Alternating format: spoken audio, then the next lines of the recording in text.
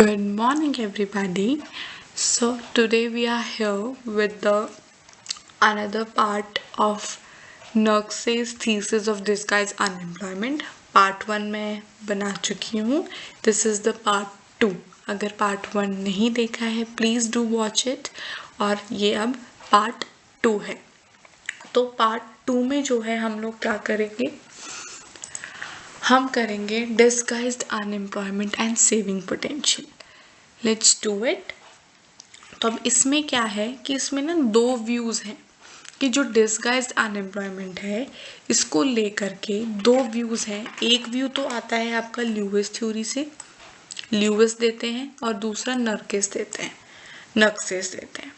ठीक है. तो जो ल्यूविस थ्योरी है वो क्या लेकर के चलती है कि ल्यूविस थ्योरी के अकॉर्डिंग इकोनॉमी के अंदर दो सेक्टर्स हैं. One is subsistence sector, another one is capitalist sector. Right.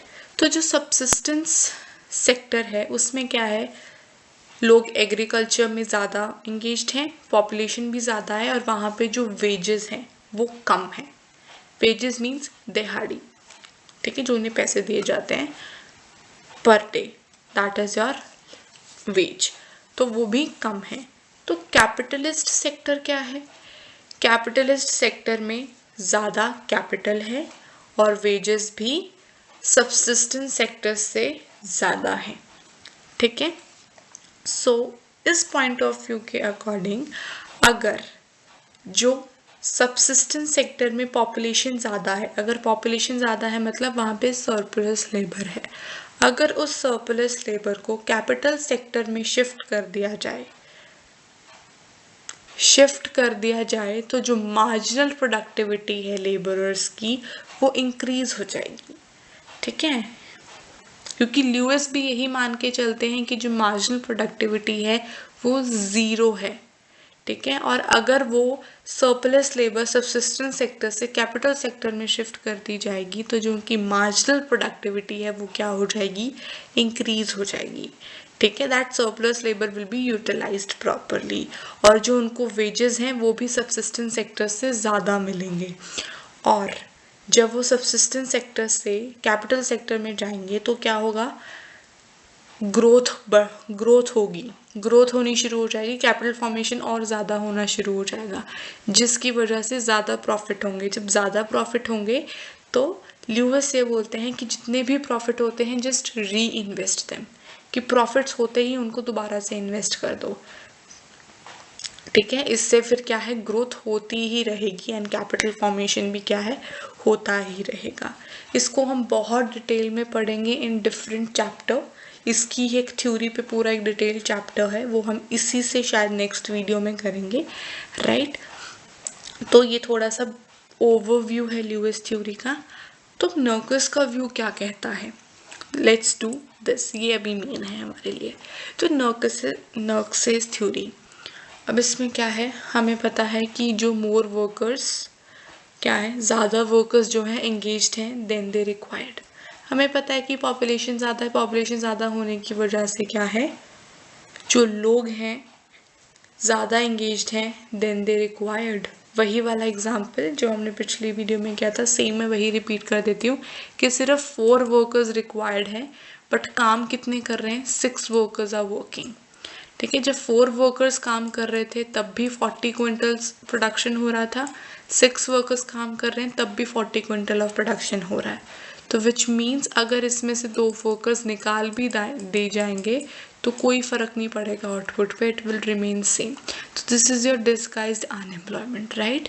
तो this is what it says in this first line कि more workers engaged than required. Second आपको बोला जाता है कि आउटपुट में कोई इंक्रीज नहीं होता, no increase in the output. इस एग्जांपल के थ्रू हमें पता है. थर्ड वाले में है कि जो वर्कर्स हैं, अब सीधी सी बात है, जॉब अपॉर्चुनिटीज़ नहीं है. जब जॉब अपॉर्चुनिटीज़ नहीं है तो अब वो अपना लाइवलीहुड जीने के लिए कहीं ना कहीं तो काम करेंगे ना, तो they start working on the agriculture. ठीक है. चलो मान लिया. अब आता है हमारे पास एक नया कॉन्सेप्ट जो हमने पिछले पार्ट 1 में भी नहीं पढ़ा था, दैट इज सेविंग. अब सेविंग में हमारे पास क्या आता है कि ना सेविंग से क्या लेना देना है कि चलो बस एग्जाम्पल के थ्रू करते हैं इसे, ठीक है। इसको एग्जाम्पल के थ्रू हम पढ़ेंगे। और इसको एग्जाम्पल के थ्रू कैसे पढ़ेंगे अभी बताती हूँ, just let me read it. Okay, so for example, ठीक है, फॉर एग्जाम्पल, ठीक है, कि एक फैमिली मेंबर है, उसमें एक फैमिली मेंबर नहीं, एक फैमिली मेंबर्स हैं, उसमें 8 वर्कर्स हैं, ठीक है। क्या है? 8 वर्कर्स है। कितने हैं? 8 वर्कर्स हैं। तो जो वो 8 वर्कर्स है ना, वो क्या कर रहे हैं, लगा लो 100 रुपीज़ कमा रहे हैं, ठीक है। दे आर अर्निंग 100 रुपीज़, ठीक है। जब वो 100 रुपीज़ को अर्न कर रहे हैं, ठीक है, when they are earning the 100 rupees, ठीक है, बट ये 8 वर्कर्स है जो काम कर रहे हैं, बट फॉर एग्जाम्पल अब 10 वर्कर्स हो गए जो ऑलरेडी, जो सच में काम कर रहे हैं। ये वही बात हो गई कि 8 वर्कर्स रिक्वायर्ड है, बट एग्जैक्टली तो 10 वर्कर्स काम कर रहे हैं। तो 8 वर्कर्स अकेले मिलकर 100 रुपीज़ कमा रहे हैं, 10 वर्कर्स मिलकर भी 100 रुपीज़ कमा रहे हैं, ठीक है। तो इन 8 वर्कर्स ने क्या किया, 80 रुपीज़ अपने लिए यूज़ कर लिए, और ये 20 रुपीज़ क्या किए, व्हाट दे डिड, इन्होंने वो सेव कर लिए। क्या कर लिए? सेव कर लिए, अपने सेविंग में डाल दिए। बट उनके पास वो 2 मेंबर्स एक्स्ट्रा हैं, उनके पास वो 2 मेंबर्स अभी भी हैं, तो वो जो सेविंग है वो इन 2 मेंबर्स पे यूज़ हो गई, ठीक है। वो जो सेविंग है वो इन 2 मेंबर्स पे स्पेंड हो गई, ठीक है। तो क्या है, ये 8 वर्कर्स प्रोडक्टिव हैं, बट ये जो 2 वर्कर्स हैं ये प्रोडक्टिव नहीं हैं, क्योंकि इनके काम करने या ना करने से कोई इंक्रीज नहीं हो रहा है आउटपुट में, ठीक है। तो जो प्रोडक्टिव वर्कर्स हैं उनको अनप्रोडक्टिव वर्कर्स पे क्या करना पड़ता है, अपनी सेविंग्स को स्पेंड करना पड़ता है। तो इसी कॉन्सेप्ट को नर्क्से ने नाम दिया है disguised saving potential, disguised saving potential, correct. तब नेक्स्ट पैराग्राफ देखते हैं, इसमें क्या है। So Nurkse says that we can withdraw surplus people from agriculture. तो अब इसमें जो है नर्क्से ये बोलता है कि जो सरप्लस लेबर है, जो सरप्लस लोग हैं, उसको हम क्या कर सकते हैं, एग्रीकल्चर सेक्टर से निकाल के कैपिटल प्रोजेक्ट्स में डाल सकते हैं, ठीक है। क्या कर सकते हैं, एग्रीकल्चर सेक्टर से निकाल करके कैपिटल प्रोजेक्ट्स में डाल सकते हैं, जिसकी वजह से क्या है, एग्रीकल्चर सेक्टर के आउटपुट में कोई फ़र्क नहीं पड़ेगा, it will going to be remain same. वो क्या रहेगी, सेम रहेगी, ठीक है, सेम रहेगी। और जो वर्कर्स कैपिटल प्रोजेक्ट्स में काम करेंगे उनको इनकम मिलनी शुरू होगी, अपनी खुद की इनकम मिलेगी ना, खुद के वेजेस मिलेंगे, तो वो क्या है, नेशनल इनकम में इंक्लूड हो सकेंगे। अगर तो वो एग्रीकल्चर सेक्टर में काम कर रहे हैं तब तो they are not contributing to national income, और अगर उनको एग्रीकल्चर से निकाल करके कैपिटल प्रोजेक्ट्स में डाल दिया गया तो they will contribute to national income, ठीक है। और नर्क्सेस ने ना एक लिस्ट काइंड ऑफ भी दिया है कि उनको हम कहाँ डाल सकते हैं, कि वो लोग कहाँ पे काम कर सकते हैं। तो अगर कहीं पे डैम्स बनाने हैं, कहीं पे रोड्स बनाने हैं, कहीं पे ब्रिजेस बनाने हैं, कोई कंस्ट्रक्शन रिलेटेड काम है, ठीक है, कुछ ऐसे से जो काम है, वहाँ पे आप क्या कर सकते हो, एग्रीकल्चर सेक्टर से लेबर को निकाल करके इन कामों में डाल सकते हो। और जब वो ये काम करने शुरू करेंगे तो वो वेजेस कमाना शुरू करेंगे, और when they start earning wages, उनके their wages will be included in the national income as well, correct. Example के थ्रू समझना है, वो समझते हैं, क्योंकि sometime it becomes difficult, I can understand. चलो, ये थोड़ा डार्क कलर ले लिया शायद मैंने, लेट मी टेक थोड़ा सा सिंपल और सा लाइट रेड कलर ले लेते हैं, राइट। हाँ, तो अब इसमें क्या है, इसमें आप ये लगा सकते हो कि 4 वर्कर्स रिक्वायर्ड है, 4 वर्कर्स रिक्वायर्ड है, ठीक है, 4 वर्कर्स रिक्वायर्ड, बट काम कितने कर रहे हैं, 6 वर्कर्स आर वर्किंग, ठीक है, कि रिक्वायर्ड सिर्फ 4 वर्कर है बट काम कितने कर रहे हैं, 6। ठीक है, जब 4 लोग काम कर रहे थे तब भी 50 क्विंटल आउटपुट आ रही थी। When 4 workers were working, 50 quintal output आ रही थी। जब 6 workers were working, only 50 quintal, तो वो 50 क्विंटल क्वांटिटी आ रही थी तब भी। द क्वांटिटी वॉज सेम, चाहे आप लेबर इंक्रीज कर लो तब भी quantity will going to be same. तो अब इसमें नर्क से यही बोलते हैं कि जो ये जो दो, ये 6 - 4 है, 6 - 4 मीन्स 2।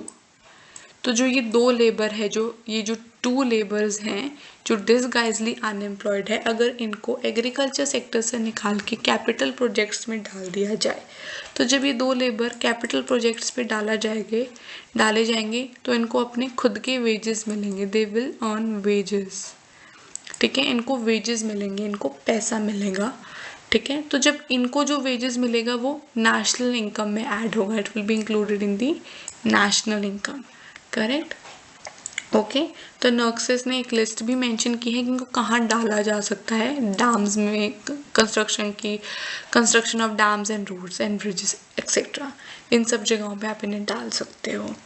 ठीक है, अगर ये लोग एग्रीकल्चर सेक्टर से निकाल करके कैपिटलिस्ट प्रोजेक्ट्स में डाल दिए जाएंगे, दे विल बिकम प्रोडक्टिव। ठीक है, their marginal productivity will increase.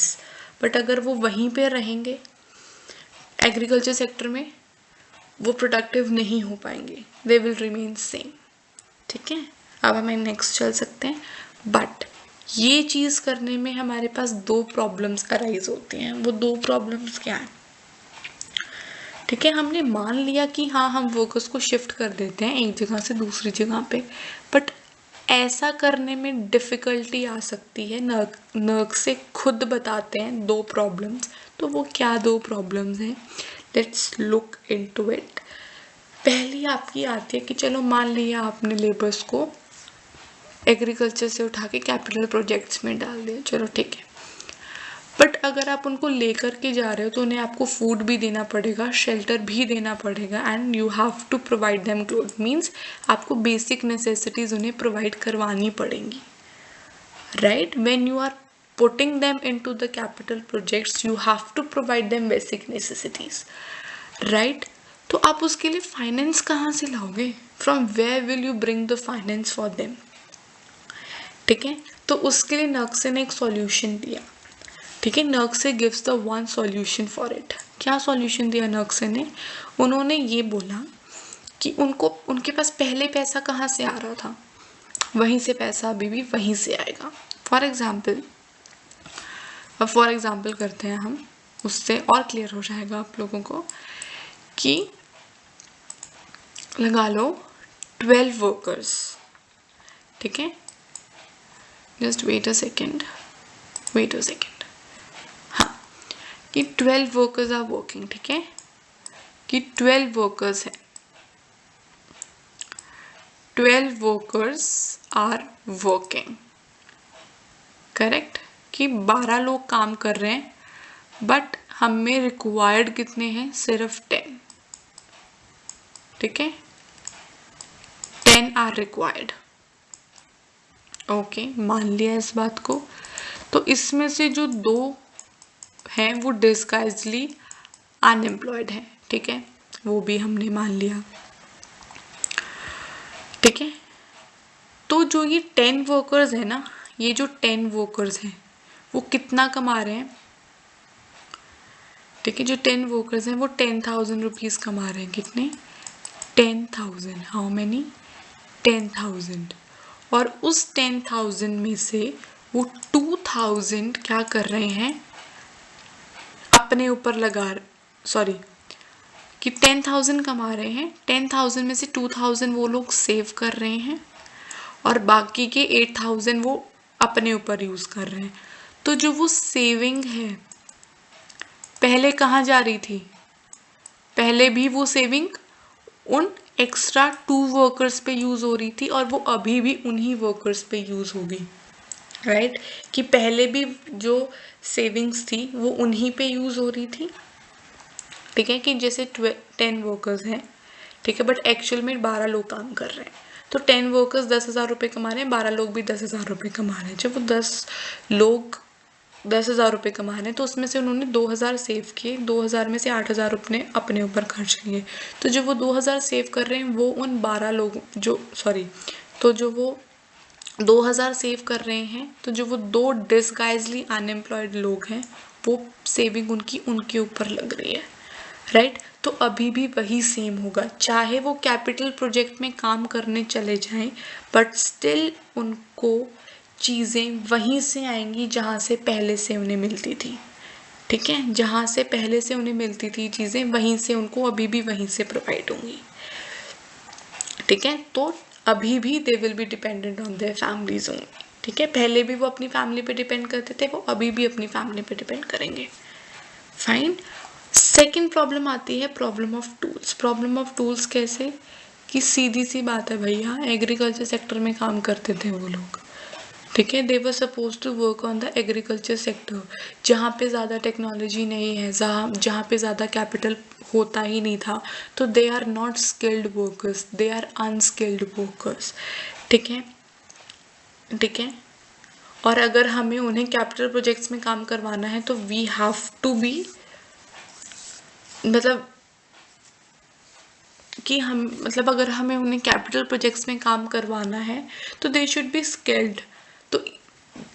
तो फिर उसके लिए भी सॉल्यूशन दिया उसने, नक्से ने भी सॉल्यूशन दिया इस चीज़ के लिए कि सिंपल टूल्स यूज़ करेंगे जो इजी टू यूज़ होंगे, कि हाँ ऐसे टूल्स यूज़ होंगे कि जो वो लोग यूज़ कर सकते हैं, सिंपल से इक्विपमेंट्स, ज़्यादा नहीं। जैसे होता है ना कि अगर एक पेड़ को गिराना है तो एक पेड़ को गिराने के लिए सिंपल से ही टूल्स लगते हैं ना, एक आरी टाइप हो गया, ठीक है, काटने के लिए। तो ऐसे ही बेसिक से टूल्स यूज़ करेंगे, ज़्यादा बड़े बड़े नहीं।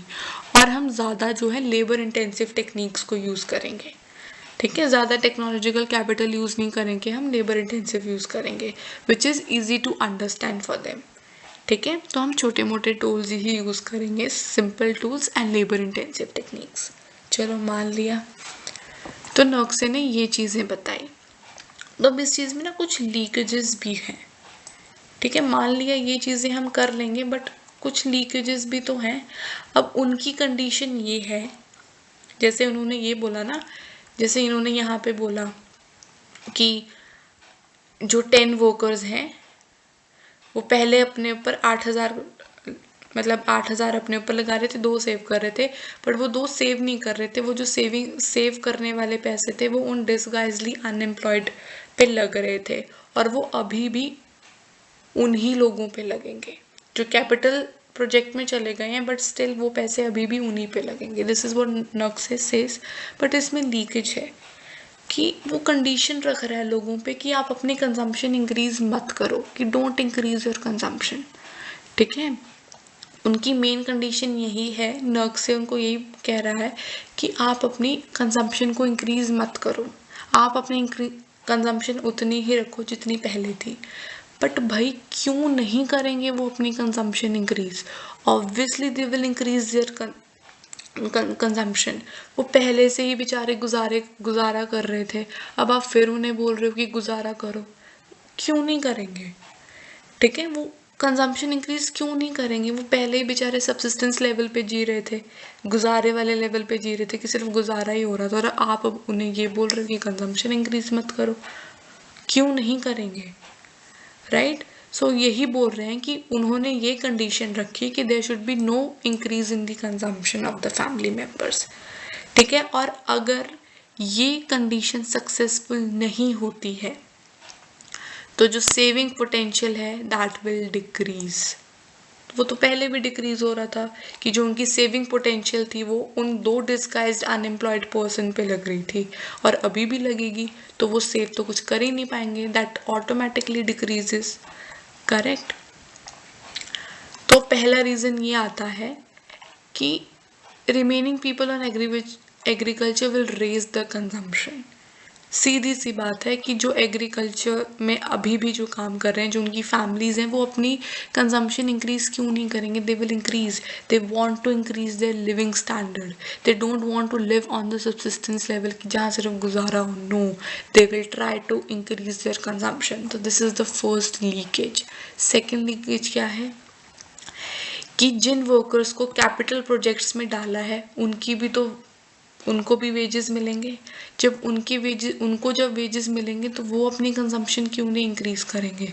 वो भी अपनी कंजम्पशन को इंक्रीज करेंगे। तो that is also the leakage. और तीसरी लीकेज क्या है? Transport cost. कि अगर हम फूड ग्रेन एग्रीकल्चर सेक्टर से कैपिटल सेक्टर में भेज रहे हैं, one place to another place भेज रहे हैं, उन तक भिजवा रहे हैं, तो तब भी क्या होगा? ट्रांसपोर्ट कॉस्ट तो लगेगा, पैसा तो लगेगा, तब भी जो है सेविंग पोटेंशियल क्या है? डिक्रीज हो जाएगा। ठीक है, अगर वो 2,000 रुपये सेव भी कर रहे हैं तो उसमें से एटलीस्ट 1,000 रुपये तो उसके लिए लग जाएंगे। फिर अकेला 1,000 रुपये अगर बचेगा तो क्या होगा? 1,000 रुपये में तो सरेगा ही नहीं उनका, क्योंकि पहले वो 2,000 रुपये यूज़ करते थे और अगर 1,000 रुपये उसमें से ट्रांसपोर्ट के चले गए तो सिर्फ 1,000 रुपये बचे, तो हाउ दे विल मैनेज? ठीक है, तो this is that's why they are saying transporting cost is also the leakage. But इन लीकेजेस का एक सॉल्यूशन भी दिया है नोक्से ने। वो क्या है? Let's read it out. कि to collect rent in the form of food grains, कि जो गवर्नमेंट है वो फूड ग्रेन्स के फॉर्म में रेंट ले लोगों से। फिर जो रेंट आएगा in the form of food grains that will be given to the engaged in capital projects, जिनको माइग्रेट करवाया गया, the migrated workers from the agriculture sector, उनको दे दिया जाएगा। चलो ठीक है, मान लिया एक ये रीज़न, बट ये दिस इज़ वेरी डिफ़िकल्ट। आप कैसे किसी से रेंट से लोगे? तो this is very difficult to imply on the economies. Second आता है compulsory sale of surplus produce to the government. अब वो यही बोल रहे हैं कि जो सरप्लस प्रोड्यूस हो रहा है, ठीक है, वो गवर्नमेंट आपसे खरीद लेगी, and that is compulsory to sell, कि आपको वो बेचना ही पड़ेगा। तो गवर्नमेंट क्या है, वो सरप्लस आपसे खरीद लेगी और वो सरप्लस खरीद के उन लोगों को दे देगी। ठीक है, और वो जो सरप्लस है एक फिक्स्ड प्राइस पे खरीद लिया जाएगा थ्रू गवर्नमेंट। ठीक है, लगा लो 100 क्विंटल्स है। ठीक है, 100 क्विंटल्स है, उसमें से 50 क्विंटल्स उनके पास रह गया, 50 quintal is a surplus. That surplus will be purchased by the government at a fixed price, and which is purchased by the government, that surplus which is purchased by the government will be given to the migrated workers. Correct. Third हमारा solution ये दिया जाता है कि complementary savings. अब complementary savings क्या है कि फाइनेंस को हम इंटरनल और एक्सटर्नल सोर्सेज से क्या कर सकते हैं? जनरेट कर सकते हैं। इंटरनल सोर्सेज से कैसे? कि जो अर्बन वाले लोग हैं, जो अर्बन पीपल है, उनको हम ये बोलेंगे कि please stop consuming food grains less, कि आप फूड ग्रेन्स को कम कंज्यूम करो। ठीक है, that will be more effective. अगर आप उनको ये बोलोगे कि अगर अपनी लग्जरीज कंजम्पशन कम कर दोगे तो that will B not much benefited, वो ज़्यादा बेनिफिट नहीं करेगा। कि अगर अमीर लोग हैं, जो मतलब अर्बन पीपल हैं, अगर वो अपनी लग्जरी थिंग्स पे कंजम्पशन कम कर देंगे तो ये ज़्यादा बेनिफिशियल नहीं होगा। बेनिफिशियल क्या होगा? जब आप अपनी फूड ग्रेन्स की कंजम्पशन को कम कर देंगे। एक्सटर्नल सोर्सेज क्या होते हैं कि आप फूड ग्रेन्स को इम्पोर्ट करवा लो बाहर से। ठीक है, फिर हमारा चौथा उन्होंने सॉल्यूशन क्या बताया है? Agriculture taxation. कि जब भी एग्रीकल्चर सेक्टर सरप्लस अर्न करेगा, ठीक है, ऑब्वियसली बात, अगर वो सरप्लस अर्न करेगा तो वो अपनी कंजम्पशन बढ़ाएंगे, ये तो ट्रू है। तो क्या किया जाए? जो वो सरप्लस है एज अ टैक्स ले लो आप उनसे। ठीक है, और वो आप कैपिटल प्रोजेक्ट पीपल को दे दो, कि जो माइग्रेटेड वर्कर्स हैं उनको दे दो, कि जो सरप्लस जनरेट हुआ है उसको एज अ टैक्स ले करके क्या करो? उन माइग्रेटेड वर्कर्स को दे दो। ठीक है, चाहे in the form of food grains आप टैक्स ले लो, बट आप फिर उनको ट्रांसफ़र कर दो उन माइग्रेटेड वर्कर्स को।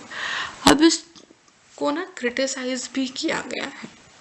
अब इसके क्या क्रिटिसिज्म्स हैं हम वो भी देख लेते हैं। चलो, अब इसके जो क्रिटिसिज्म्स हैं तो उसमें से सबसे पहला आता है डिफरेंट नेचर ऑफ लेबर, कि जो लेबर्स का नेचर है दैट इज़ वेरी डिफरेंट। क्योंकि जो एग्रीकल्चर सेक्टर में जो लेबर है ना, वो स्किल्ड नहीं है, वो अनस्किल्ड है, वो इलिटरेट है।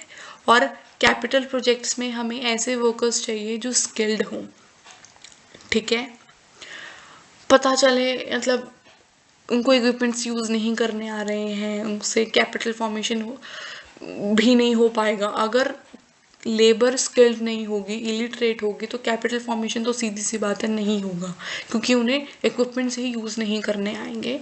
तो this is why they are saying कि जो लेबर का नेचर है दैट इज़ वेरी डिफरेंट, जो चाहिए उससे बहुत डिफरेंट है, ठीक है। सेकंड हमारे पास क्रिटिसिज्म आता है कि difficulty in identify the disguisedly unemployment worker. वही बात आ गई कि अब हम कैसे पता लगाएंगे कि how we will get to know कि ये बंदा काम कर रहा है उस फील्ड पे और ये बंदा काम नहीं कर रहा है, ये बंदा डिस्गाइजली अनएम्प्लॉयमेंट है। अगर इसको मैथमेटिकली करके देखें, एग्जांपल्स के थ्रू समझते हैं, वो समझ में आ जाएगा। बट आप जब प्रैक्टिकली इसको देखने लगोगे तो अगर एक फैमिली में 10 मेंबर हैं, वो 10 के 10 उस लैंड पे काम कर रहे होंगे, बट आप ये गेस करके नहीं बता सकते कि उसमें से कौन सा वर्कर ऐसा है जो लेस प्रोडक्टिव है या फिर ऐसा कौन सा वर्कर है जो काम नहीं कर रहा है। तो you can not guess it, it is very difficult to guess it. अब आता है इंक्रीज इन थर्ड आपका क्रिटिसाइज होता है increase in level of consumption. जैसे कि नक्शे ने बोला कि इस कंडीशन पे उन्होंने सॉल्यूशंस बताए कि वो अपनी कंजम्पशन इंक्रीज ना करें, राइट। वो अपनी कंजम्पशन ऑब्वियसली इंक्रीज करेंगे, वो बेचारे वैसे ही सब्सिस्टेंस लेवल पे जी रहे हैं, अपना गुजारा कर रहे हैं, अपना लिविंग स्टैंडर्ड क्यों इंक्रीज नहीं करेंगे, वो ऑब्वियसली इंक्रीज करेंगे, दे विल इंक्रीज। और जो कैपिटल सेक्टर में काम कर रहे हैं, कैपिटल प्रोजेक्ट्स में काम कर रहे हैं, उनको भी तो वेजेस मिल रहे हैं, so they will also try to increase their consumption, ठीक है। अब आता है तो ये अंज्यूम करना कि कंजम्पशन वो अपनी इंक्रीज ना करें बिल्कुल गलत है। फोर्थ इसको क्रिटिसाइज किया गया मोबिलिटी ऑफ लेबर, कि लेबर्स को मोबिल करना इज़ वेरी डिफ़िकल्ट। वाई? क्योंकि कई लेबर्स ऐसे होते हैं कि they don't want to leave their places, they don't want to go so far from their families. वो अपनी फैमिलीज़ को छोड़ के बहुत दूर नहीं जाना चाहते हैं, तो जिसकी वजह से क्या हो जाता है, लेबर्स को एक जगह से दूसरी जगह पे माइग्रेट करना इज़ वेरी डिफ़िकल्ट। अब इसमें मॉडल में कुछ लीकेजेस हैं कि you can not correct leakages through external, और हमेशा जैसे इन्होंने बोला ना कि अगर आप एक्सटर्नल और इंटरनल सोर्सेज को यूज़ करके क्या है लीकेजेस को ठीक कर सकते हो, पर ज़रूरी नहीं है। आप हमेशा जो है इंटरनल और एक्सटर्नल सोर्सेज को यूज़ करके आप लीकेजेस को ठीक नहीं कर सकते। आप अर्बन पीपल को ये बोल दोगे कि आप फूड ग्रेन्स कंज्यूम करना बंद कर दो, नो। कितने टाइम तक अर्बन वाले जो लोग हैं अपने फूड ग्रेन्स को कम कंज्यूम करना रखेंगे? नहीं भाई, सबकी बेसिक नेसेसिटीज़ हैं, कोई किसी के कहने से कम नहीं करेगा, राइट। इंटरनल सोर्सेज में तो ये आता है, एक्सटर्नल सोर्सेज में आप कितना बोरो करोगे? आपकी वैसे ही पहले ही अंडर डेवलप्ड इकोनॉमी है और आप बोल रहे हो बोरो करो, आप और कर्ज चढ़ाई जा रहे हो अपने ऊपर, आप और लोन्स लिए जा रहे हो, बोरो किए जा रहे हो, दिए जा रहे हो, तो it will be a burden on the under developed और less under developed countries, right. अब आता है increase in prices. Increase in prices कैसे, अब वो देखते हैं। अब जो माइग्रेंट वर्कर्स हैं जो एग्रीकल्चर सेक्टर से कहाँ गए हैं एग्रीकल्चर सेक्टर से कैपिटल प्रोजेक्ट्स में, तो वो क्या करेंगे? सीधी सी बात है, उनके वेजेस इंक्रीज हो रहे हैं, उनके वेजेस मतलब उनको वेजेस प्रोवाइड किए जा रहे हैं। अब उनको वेजेस मिलेंगे तो वो डिमांड करेंगे, तो गुड्स की सप्लाई बढ़ेगी, गुड्स की सप्लाई बढ़ जाएगी तो क्या होगा? प्राइसेस इंक्रीज हो गए, और जब प्राइसेस इंक्रीज हो जाएंगे तो फिर जो कैपिटल प्रोजेक्ट्स में जो माइग्रेंट वर्कर्स हैं जो काम कर रहे हैं, they will demand for higher wages. So this is also the criticism कि प्राइसेस इंक्रीज अगर हो गए तो they will demand for more wages, right. This is sixth है ये, नहीं सेवेंथ है ये, सॉरी। Increase in population. अब इंक्रीज इन पॉपुलेशन में क्या आता है, अगर पॉपुलेशन इंक्रीज होती है तो आप कैपिटल फॉर्मेशन नहीं कर सकते हो, right. If population increasing very rapidly तो you can not increase the capital formation, right. इसके बाद आपका 8th आता है लैक ऑफ कॉम्प्लीमेंट्री सेविंग्स। हमें पता है कि अंडर डेवलप्ड इकोनॉमीज में क्या होता है, जो लेवल ऑफ इनकम है वो क्या है, that level of income is what? That level of income is low. That level of income is low. तो you cannot depend upon external or internal sources. वही सेम पॉइंट है ये भी. जैसे मैंने लीकेजेस में बोला था कि आप हर टाइम एक्सटर्नल और इंटरनल सोर्सेज को यूज़ करके लीकेजेस को ठीक नहीं कर सकते हो. वैसे ही लैक ऑफ कॉम्प्लीमेंट्री सेविंग्स की जो सेविंग्स हैं, ठीक है, जो सेविंग्स है आप उन पे भी डिपेंडेंट नहीं रह सकते हो. मैं क्या बोल गई, हाँ, कि in an under developed economy income जो है बहुत ज़्यादा कम होती है. इनकम कम होने की वजह से क्या होता है, आप हमेशा एक्सटर्नल या इंटरनल सोर्सेज पे डिपेंड नहीं रह सकते. You can not be dependent on external और इंटरनल रिसोर्सेज. अब वो कैसे, मैं बताती हूँ. आपकी इकॉनमी में इनकम कम है और आप बोल रहे हो कि बाहर से फूड ग्रेन्स इंपोर्ट करवा लो. उनको पैसे में क्या दोगे भाई? फ्री में तो नहीं वो देंगे तुम्हें. तो वो इसीलिए बोल रहे हैं कि आप हर टाइम एक्सटर्नल सोर्सेज पे भी डिपेंड नहीं रह सकते और आप इंटरनल सोर्सेज पे भी डिपेंड नहीं रह सकते. आप कब तक अर्बन पीपल को, लोगों को रोक के रखोगे? ठीक है, तो this is what they are saying. क्योंकि आपको, अगर वही बात है ना कि अगर एक्सटर्नल आप बाहर से फूड ग्रेन्स इंपोर्ट करवा रहे हो, ठीक है, तुमको पैसे में क्या दोगे? आपको तो वैसे ही आपकी नेशनल इनकम तो वैसे ही कम है, आपकी इनकम तो वैसे ही कम है. तो that is why they are saying कि लैक ऑफ कॉम्प्लीमेंट्री सेविंग्स की इनकम बहुत कम है हमारे अंडर डेवलप्ड या लेस डेवलप्ड कंट्रीज में, राइट. अब हमारा 9th आता है less productivity in agriculture. Obviously सीधी सी बात है कि जो अंडर डेवलप्ड इकोनॉमीज़ हैं वो बहुत ज़्यादा पुरानी या फिर प्रिमिटिव टेक्नोलॉजी यूज़ करते हैं. प्रिमिटिव और ओल्ड टेक्नोलॉजी दे यूज्ड, ठीक है. एग्रीकल्चर सेक्टर में वो बहुत प्रिमिटिव टेक्नोलॉजी यूज़ करते हैं, मीन्स ओल्ड टेक्नोलॉजी यूज़ करते हैं एग्रीकल्चर सेक्टर में. Means they are using labour intensive. जब वो लेबर इंटेंसिव यूज़ कर रहे हैं और आप बात कर रहे हो कि एग्रीकल्चर सेक्टर से उठा करके कैपिटल प्रोजेक्ट्स में डाल दो, भाई they are dependent on labour. अगर उनकी लेबर कम कर दोगे तो मे बी उनकी आउटपुट कम हो सकती है, क्योंकि वो कोई टेक्नोलॉजी यूज़ नहीं कर रहे हैं अपने एग्रीकल्चर के लिए. कोई मतलब इरिगेशन फैसिलिटीज़ होती हैं वो भी वो लोग यूज़ नहीं कर रहे हैं. They are on labour. वो लेबर पे डिपेंडेंट है. अगर उनकी लेबर कम करके आप कहीं और शिफ्ट कर रहे हो तो आउटपुट में सफ़र, आउटपुट कम हो सकती है, ठीक है. This is the criticism. Last criticism है कि not applicable to democratic states. क्यों? क्योंकि आप लोगों को फोर्स नहीं कर सकते हो, क्योंकि everybody has their own life, everybody has the freedom to live, everybody has a freedom in their lives. कि हर किसी के पास अपनी फ्रीडम होती है ना. डेमोक्रेटिक कंट्रीज़ में जहाँ पे डेमोक्रेसी होती है वहाँ पे क्या होता है, लोगों के पास फ्रीडम होती है. तो आप किसी को फोर्स नहीं कर सकते हो कि आपको यहाँ से वहाँ उठ के जॉब करने जाना ही पड़ेगा. So you can not force people to do a particular work, correct. So these are the criticisms. Last में कंक्लूजन होगा एंड दैट सेट. यहाँ पे ये चैप्टर ख़त्म होता है. सो thank you for watching this video, and guys, please, if anybody of you having any doubt regarding this chapter, please comment कर दीजिएगा.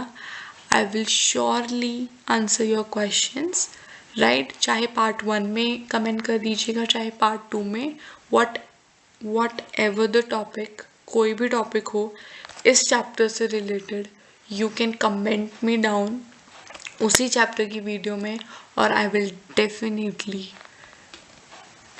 help you out, right. So please like and subscribe my channel, and thank you for watching.